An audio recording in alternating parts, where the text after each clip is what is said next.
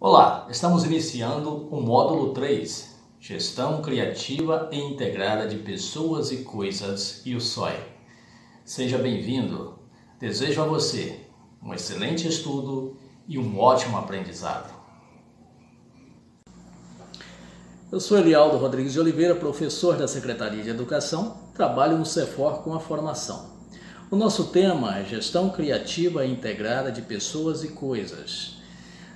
Para falar desse tema, é preciso ter noção de alguns termos importantes que vamos usar muito durante a nossa fala. O primeiro deles é a criatividade. A criatividade é naturalmente das pessoas e ela acontece nas pessoas a partir de três fontes. A primeira fonte é a imaginação. Normalmente acontece quando a gente é criança, né? A gente voa sem ter asas, vive num mundo fantasioso, mas esse mundo é muito criativo. A segunda fonte é a razão. A razão é onde acontece a criatividade, mas uma criatividade mais mecânica, mais ordenada, regulamentada e regulada pelas normativas éticas e morais, legais, e também por um sistema metódico de produção desse conhecimento.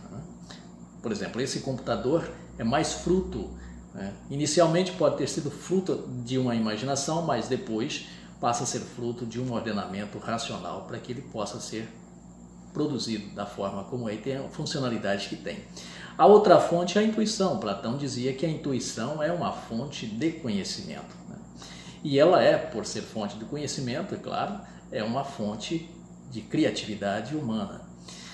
A intuição também é conhecida como conhecimento empírico, o conhecimento advindo das experiências, das vivências, e a gestão acontece dentro desse processo. São conhecimentos lógico-racionais, científicos, filosóficos, de administração e etc., econômicos.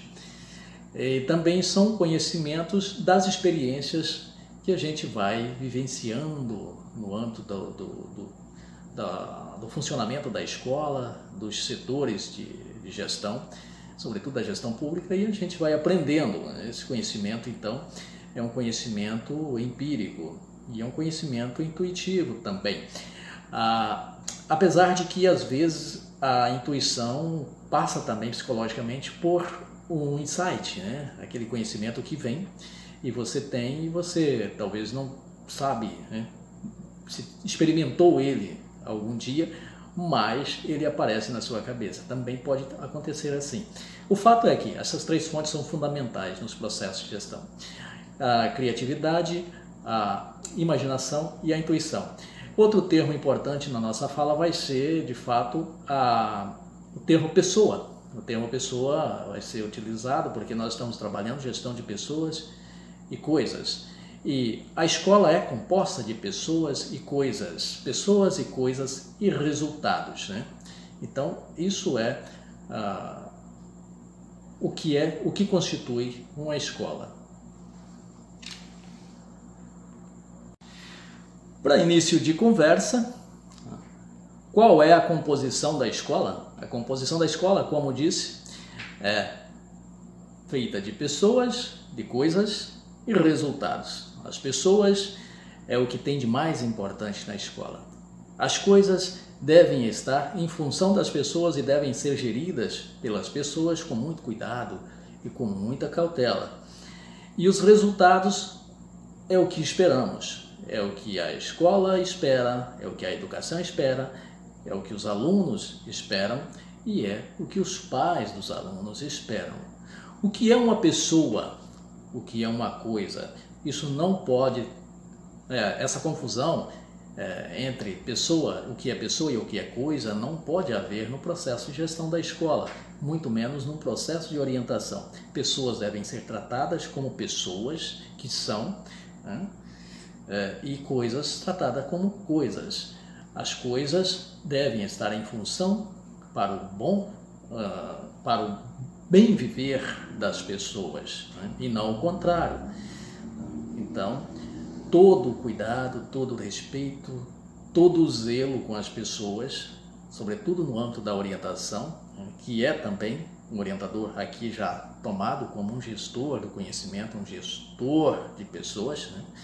E também todo o cuidado no tratamento com as coisas. Quem são as pessoas com quem trabalho, seus valores e potencialidades. Eu preciso ter noção, como gestor, preciso conhecer as pessoas com quem trabalho, mas não só como gestor, né?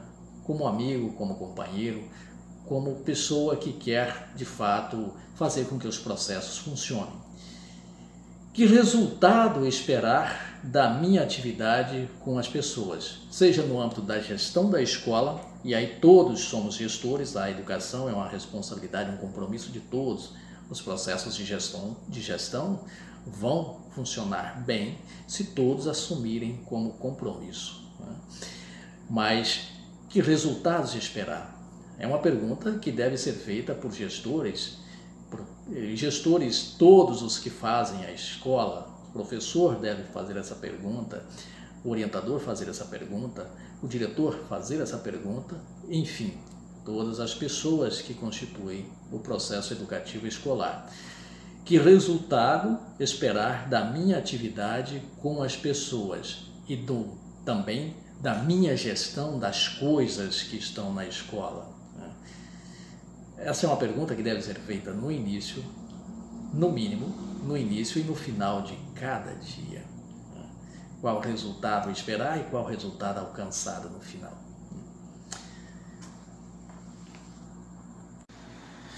Desafios e demandas da gestão no âmbito da política educacional. São muitos os desafios, são muitas as demandas. E uma maneira de enfrentar esses desafios é através da governança colaborativa. Esforço de governos e a sociedade civil é fundamental, em parceria. Esse esforço pode ajudar, sem dúvida, a saldar parte da dívida histórica, social, política, econômica, educacional, e que o Estado brasileiro tem com a sociedade brasileira, com as pessoas.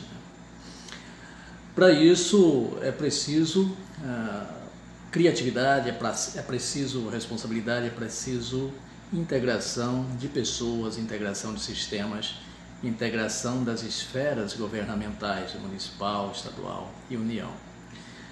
A renovação das práticas de gestão, algo fundamental para enfrentamento desses desafios. E essa renovação, ela se dá através de uma colaboração. A Secretaria de Educação do Estado, por meio do Cefol, tem feito algo muito interessante nesse campo. O Cefol tem oferecido formação para a rede municipal de ensino, e isso é uma prática colaborativa fundamental. Quem ganha é a educação, quem ganha é a escola e quem ganha são as pessoas, né? É a sociedade roraimense. Universalizar o acesso ao ensino, desde o ensino básico até o ensino superior, é outro desafio muito reclamado e aclamado pela sociedade brasileira. Roraima também tem trabalhado nessa direção, apesar das dificuldades enfrentadas, mas temos bastante energia concentrada nessa área, sobretudo por parte do governo, para a universalização do ensino. Talvez precise mais aplicabilidade nesse sentido, né? Porque o Roraima ainda é um estado pequeno e pode sim atender a população da melhor forma possível, né? Formar uma nova cidadania compatível com a nova ordem global é outro desafio, e um desafio que passa diretamente pela escola, porque a educação é esse caminho para formar uma nova cidadania compatível com a nova ordem global. Valorização do magistério dos profissionais da educação, outro desafio, os processos de gestão da educação e, sobretudo, a gestão da escola, que enfrenta diretamente isso, né? Qualidade e equidade do ensino. O Brasil é um país continental de regiões climáticas, sociais, políticas, culturais muito diversas, precisa estar atento a isso. E a gestão da escola é que está lá vivenciando essa realidade. E as coisas acontecem no âmbito da escola, as coisas acontecem no local, normalmente, né? Então são desafios da escola também. E por fim, o investimento e uso adequado dos recursos, né? Os recursos têm que ser bem alocados, bem aplicados, com muita responsabilidade, com muito cuidado, com muito compromisso. Gerir com recurso, com muito pessoal disponível, não é tão complexo, mas gerir com pouco recurso, quase nada, e falta de pessoal, exige criatividade, exige tomada de decisões mais complexas e exige muita vontade e conhecimento. E aí eu posso citar para vocês algumas características da pessoa humana em estado de coisa. É opaca. Sabe o que é um opaco? Que é algo opaco, né? É intransponível, né? Descartável. A pessoa torna-se descartável. Cinzenta. Cinzenta quer dizer uma cor desagradável, né? Não é brilhante. Azeda, né? Parece, tem pessoas que você vai falar com elas, sobretudo no serviço público, tá? Parece que tomaram uma limonada enorme pela manhã e continuam azeda o dia todo, né? Estado de coisa, né? Mal-humorada, né? Tem 1000 motivos para isso. Mas é melhor permanecer pessoa do que entrar em estado de coisas, né? Em estado de coisa. Então você tem aqui 2 compreensões de coisa já. Você tem a compreensão de coisa enquanto objeto, utilizado pelas pessoas, e você tem uma compreensão psicológica e filosófica de coisas enquanto estado de ser desagradável, que é o momento em que nós entramos num estado de espírito desagradável e acabamos desagradando a pessoas que não têm nada a ver com o nosso problema, né? Na escola a gente tem essa história de que a gente entra na escola e deixa os problemas lá fora, essa é conversa, não existe isso. Todo mundo carrega seus problemas, seus desafios, suas angústias, seus medos, suas fobias, o tempo todo. Você só aprende a fiscalizar isso, né? Aprende lá no poralzinho freudiano, para que eles não atingem as outras pessoas. Mas a pessoa enquanto coisa, em estado de coisa, ela está fechada para o mundo, fechada para a vida, fechada para o diálogo, fechada para tudo, né? Obscura, confusa, né? Egoísta, egocêntrica. Então, fuja do estado de coisa, desse estado de coisa. Então, a nossa discussão aqui sobre pessoa e coisa, ela tem 2 sentidos. Pessoa é pessoa, né?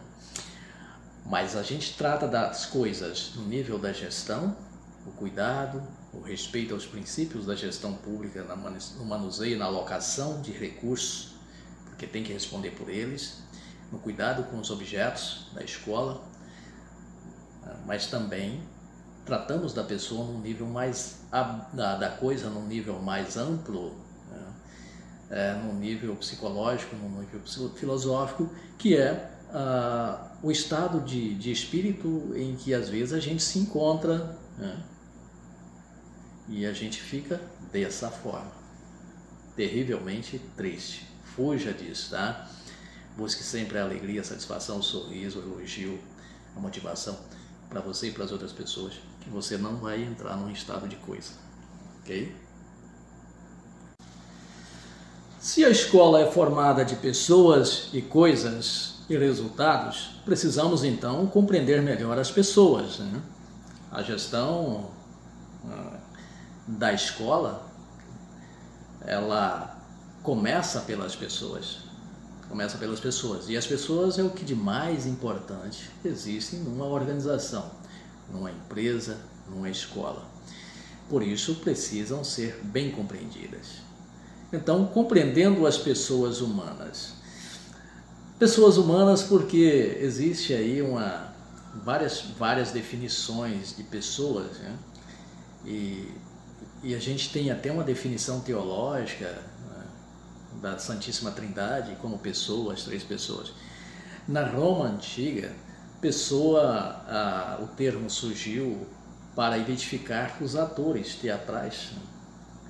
os personagens. Então o termo é associado à máscara no teatro romano. O indivíduo, né, coloca uma máscara, porque eles se maquiavam para fazer as encenações, e a essa máscara foi dado o nome de persona, daí personagem. Mas o uso da palavra, do termo, da expressão, para identificar o indivíduo humano, ele está muito associado a isso e tem muito sentido. Nós exercemos vários papéis na nossa vida, o dia todo, né? O tempo todo. Você tem o papel de gestor, tem o papel de orientador, tem o papel de pai, de mãe, de irmão, de amigo, de professor e assim sucessivamente, né? Então, são vários papéis, são várias personas que você encarna durante o dia. Mas a pessoa que nós tratamos aqui é a pessoa humana mesmo, no sentido que traduz-se pelo latim, né? Do latim, a identificação do ser humano no sentido teológico, admitido no sentido psicológico, da completude do indivíduo, da integralidade do sujeito, né? Que tem razão de ser, aberto, que irradia razão de ser, irradia alegria, irradia vida, irradia coisas boas, né? Quando irradia coisas ruins, está em estado de coisa. Nós nunca seremos coisas, mas podemos passar sim por estado de coisas, né? Ama, sente, né? Emociona-se, comunica. Uma característica fundamental da pessoa humana, comunicar, né? Desenvolve-se, né? Ou seja, se autoconstrói. Paulo Freire já dizia isso, né? A autoeducação, né? Se significa e ressignifica, e é livre, dá significado à vida, dá significado ao mundo. A pessoa humana não é apenas dado de fato, ou seja, não é apenas um fato, né? Não é apenas um indivíduo material, né? Não é apenas um caso. Portanto, a criança que chega para a orientação não é apenas um caso clínico, não é apenas um caso a ser resolvido ou a ser atendido. Infelizmente, a gente tende a isso, né? Ela é uma pessoa humana, ela tem uma essência, então ela precisa ser vista como pessoa humana e não como um caso. Não é um arquivo. Cada criança, cada pessoa que vai ser atendida na orientação educacional ou no tratamento psicológico ou qualquer outro, não é um arquivo, não é uma folha de papel com um histórico, é uma pessoa humana. Isso exige sensibilidade humana, exige sensibilidade pedagógica. E os processos de gestão, e aí o orientador como um gestor de pessoas do conhecimento e um gestor da escola também, tem que tomar consciência, ter consciência disso. Eu não estou lidando com um documento, com uma folha de papel, com um arquivo, com uma coisa. Eu estou lidando com uma pessoa humana, né? Fundamental. A pessoa é comunicação com o mundo, já dizia Max Scheler, né? E eu escrevo isso no capítulo de livro, capítulo 5 do livro, Reflexões Educacionais, trata exatamente disso. Quem quiser ter acesso a esse texto, pode ter acesso. E aqui tem uma ilustração do Bob Esponja também, que mostra muito bem isso, né? O cuidado no trato com as pessoas, o cuidado na comunicação, né? E no âmbito da gestão e da orientação pedagógica, a comunicação tem que ser muito cuidadosa. Então, cuidado para não falar uma coisa e compreender outra, como o Bob Esponja compreendeu, né? Assiste a ilustração que vai adorar, com certeza. Sempre leva a gente a ser criança novamente, né? Se a escola é formada de pessoas e coisas e resultados, precisamos então compreender melhor as pessoas, né? A gestão da escola, ela começa pelas pessoas. E as pessoas é o que de mais importante existe numa organização, numa empresa, numa escola. Por isso precisam ser bem compreendidas. Então, compreendendo as pessoas humanas. Pessoas humanas porque existe aí várias definições de pessoas, né? E a gente tem até uma definição teológica, né, da Santíssima Trindade como pessoa, as três pessoas. Na Roma Antiga, o termo surgiu para identificar os atores teatrais, né, os personagens. Então o termo é associado à máscara no teatro romano. O indivíduo, né, coloca uma máscara, porque eles se maquiavam para fazer as encenações, e a essa máscara foi dado o nome de persona, daí personagem. Mas o uso da palavra, do termo, da expressão, para identificar o indivíduo humano, ele está muito associado a isso e tem muito sentido. Nós exercemos vários papéis na nossa vida, o dia todo, né? O tempo todo. Você tem o papel de gestor, tem o papel de orientador, tem o papel de pai, de mãe, de irmão, de amigo, de professor e assim sucessivamente, né? Então são vários papéis, são várias personas que você encarna durante o dia.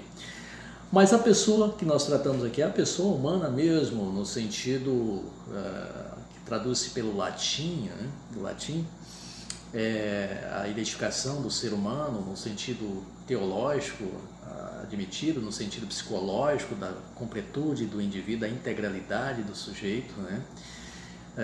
Que tem razão de ser, aberto, que irradia razão de ser, irradia alegria, irradia vida, irradia coisas boas, né?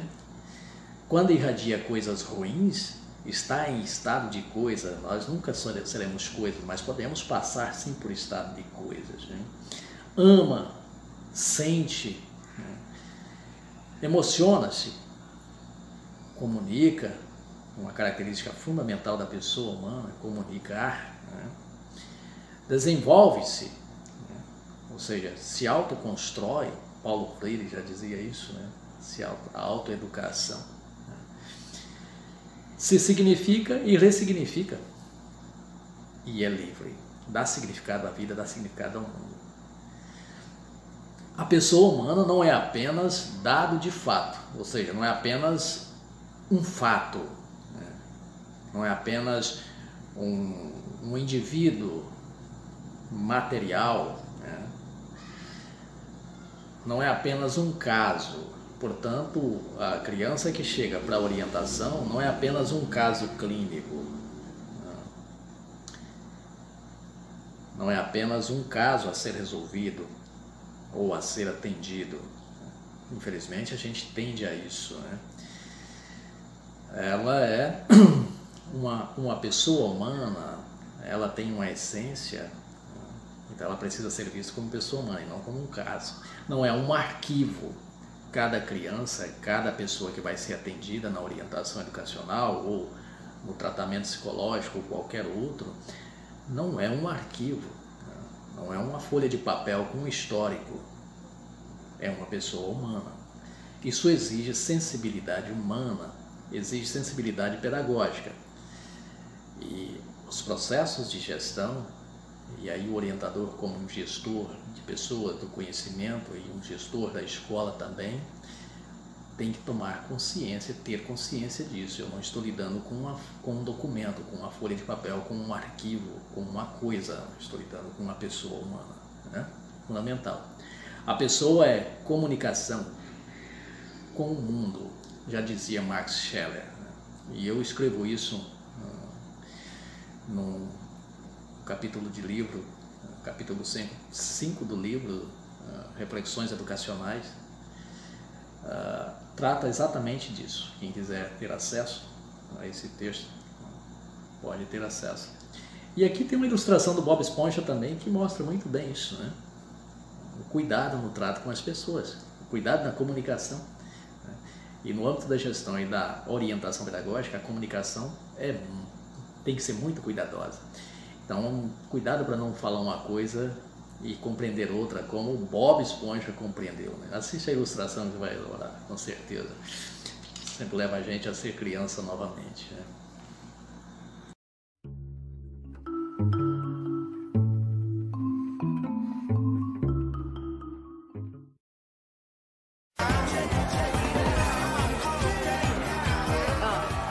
Isso foi lindo, mas agora vamos comer. Vai, cuidado! O quê? Alex! Entra aí! Ela tem uma arma! Vamos fugir enquanto dá tempo! O quê? Ela tem uma arma! Vamos fugir enquanto dá tempo! Passa adiante! Ele disse que é o seu karma. Quebre o Dick com o jumento. Bem pedante. Capitão! O Alex está querendo quebrar o Dick! Tudo bem, mas vai acabar em funeral. O quê? Virar para a esquerda. Sim, senhor, capitão!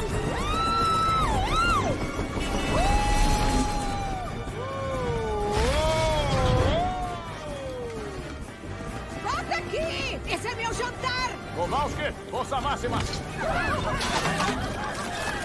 Música. Adoro essa música. Nunca sai de moda.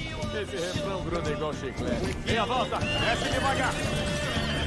Segurem-se. Chegou a hora de destruir o time. Manda parar! Puxa! Vão matar a gente! Tem que ter um outro jeito! Passa adiante! Ele falou para não puxar. Bate a gente, não tem jeito. É chocante. Está certo disso? Rapazes, não existe sacrifício maior do que o sacrifício ali. Não!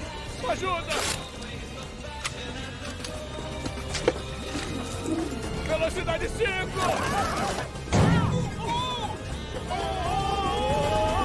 Manda ver! Gatinhos malvados!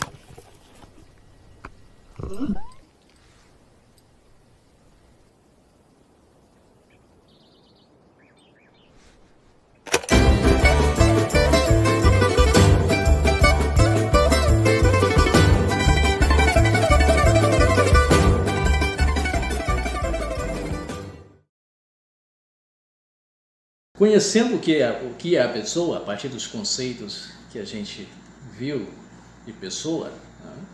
Indivíduo consciente, dotado de corpo, razão, de vontade, autonomia e valores, e etc., de inter-relação, de interação, indivíduo criativo, é fundamental que a gente compreenda também a dimensão comunicativa da pessoa. A pessoa é comunicação. Os teóricos da linguagem, os filósofos da linguagem, neopositivistas, analíticos de linguagem, eles, como Wittgenstein, definem a pessoa como linguagem, um ser de linguagem. Nós somos comunicação pura, né? E nesse processo de gestão, gerir a comunicação é fundamental. Peter Drucker, Chiavenato são estudiosos nos processos de gestão, pessoas, gestão de comunicação, gestão do conhecimento, que nos dá essas dicas com muita segurança, com muita presteza, né? Gestão de pessoa, o valor da comunicação é fundamental. A responsabilidade da comunicação é de quem comunica. Então, nos processos de gestão, no processo de orientação, a comunicação aberta, clara,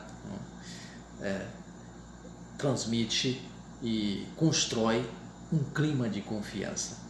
E toda relação, seja no âmbito da gestão, no âmbito da orientação, em qualquer nível das relações sociais, das relações humanas, passa pela confiança. Se não houver confiança, a comunicação também não flui, fica cheia de ruído e os processos não andam. A pessoa, no âmbito da gestão educacional e escolar, representa um projeto de vida que passa pela habilidade de comunicar a sua amplitude existencial. Então nós temos esse dever e a escola tem que tomar esse cuidado no âmbito da comunicação. A clareza na comunicação é fundamental para o êxito dos processos de gestão. Como ela está na sua escola? Como você realiza esse processo de comunicação nos processos de orientação? Como você conversa, se abre com as pessoas, é como elas também vão conversar e se abrir com você. Precisa confiança. Então, como está essa comunicação? Como ela está acontecendo na escola, nas relações de trabalho, nas relações sociais, nas relações humanas, nos processos de orientação, como é que está acontecendo o processo, a comunicação? A clareza na comunicação é fundamental. E a comunicação vai para além dos relatórios, né? Vai para além dos relatórios. A sensibilidade humana que constrói uma sensibilidade pedagógica. E aí tem uma ilustração interessante de Madagascar 2, que mostra para a gente como os ruídos de comunicação, como as dificuldades de comunicação, de transmitir aquilo que precisa ser transmitido, a informação, né, necessária, como esses ruídos, como esses problemas na comunicação atrapalham os processos de gestão, atrapalham os processos de funcionamento da organização, da escola, e enfim, atrapalha o fazer, né, que a gente tem que produzir. Então, comunicar bem é fundamental nesse processo. E aí a gestão de pessoas e gestão do tempo, né? Quem gere pessoas, gere comunicação. As pessoas falam, e falam sempre, já dizia Wittgenstein, nós falamos sempre. Até quando não estamos falando, falamos, né? Comunicamos. E o tempo é fundamental, tem o tempo do relógio e tem o meu tempo mental. Eu preciso saber se a pessoa funciona, se o tempo mental dela funciona de acordo com o meu tempo do relógio, né? Isso é fundamental. Como fazer o que precisa ser feito no tempo pretendido. Cada pessoa tem seu tempo mental que quase sempre choca com o tempo físico. Por isso, tem pessoas que precisam de mais tempo do relógio para realizar, para que ele possa relacionar o seu tempo mental com o tempo do relógio, né? O melhor resultado vem com um planejamento imediato, com planejamento a médio e longo prazo, ou com improvisos, né? São questionamentos, né? Se a gente gosta muito de improvisar, deve observar, porque na gestão o improviso pode ser muito arriscado. Soluções improvisadas resolvem conflitos de gestão? Alguns resolvem, né? Improvisadamente. Resolve ele hoje, amanhã ele nasce mais forte, talvez, né? Mas pode até resolver, mas é melhor planejar. O planejamento já elimina uma série de conflitos que poderiam acontecer, que porventura virão a acontecer. Criatividade, tolerância, tecnologia e diálogo abrem novas perspectivas para o êxito. Isso é fundamental. Então, a gestão de pessoas e a gestão do tempo é fundamental, porque através delas, né, você está gerindo outros segmentos na escola, sobretudo a gestão das coisas também, e os processos podem funcionar com menos complexidade, podem funcionar de maneira mais tranquila e mais eficiente, né? E mais eficaz.